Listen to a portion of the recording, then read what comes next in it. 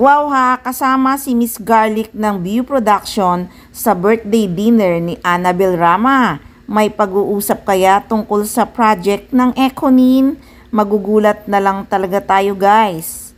Hindi naman siguro makikibanding si Miss Garlic ng View Production kung wala lang, di ba? Ganyan naman lagi si Janine Gutierrez pag may ginagawang movie, malapit nang matapos ang shooting bago niya sabihin, di ba?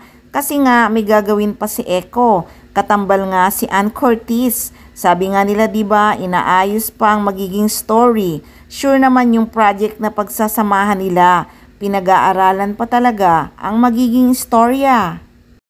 Maligayang maligaya talaga si Eco pagkasama ang pamilya ni Janine. Kahit anong okasyon ng pamilya nandun si Eco. Sus, kulang na lang talaga kasal sa Econin. Kung titingnan mo nga ang mga larawan nila, parang mag-asawa na talaga sina Jericho at Janine. Alam niyo ba guys na si Jericho Rosales lang yata ang artistang nakita ko na boyfriend pa lang laging nasa tabi ang girlfriend. Kaya nga hindi talaga naniniwala ang mga ibang fans na girlfriend and boyfriend lang ang dalawa. Saan ka ba naman nakakita ng mag-boyfriend na kahit saan magkadikit, parang may epoxy na. Hindi kasi sila mapaghiwalay kaya naman busog na busog talaga ang mga fans sa paayuda ng Econin. Ang sweet pa pagkatapos ng awards sa Gawad pasado ay magkasama pang nag-dinner sina Eco at Janine sa pa-advance birthday celebration ni Annabel Rama. Kaya botong-boto naman talaga si Annabel Rama kay Eco Nakikita kasi niya na alagang-alaga ng aktor si Janine. Bihirang magkagusto at bumoto yan si Annabel Rama. Pag ayaw niya sa isang tao, sasabihin niya talaga.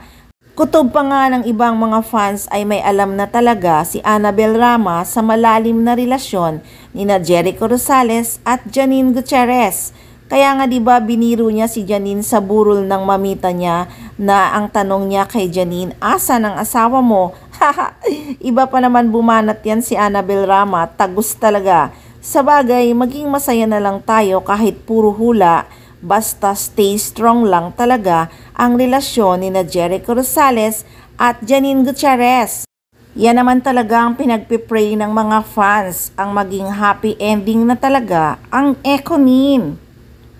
Kahit nga wala ng project na pagsasamahan, movie man or teleserye, okay lang sa mga fans basta magpakasal na nga ang dalawa.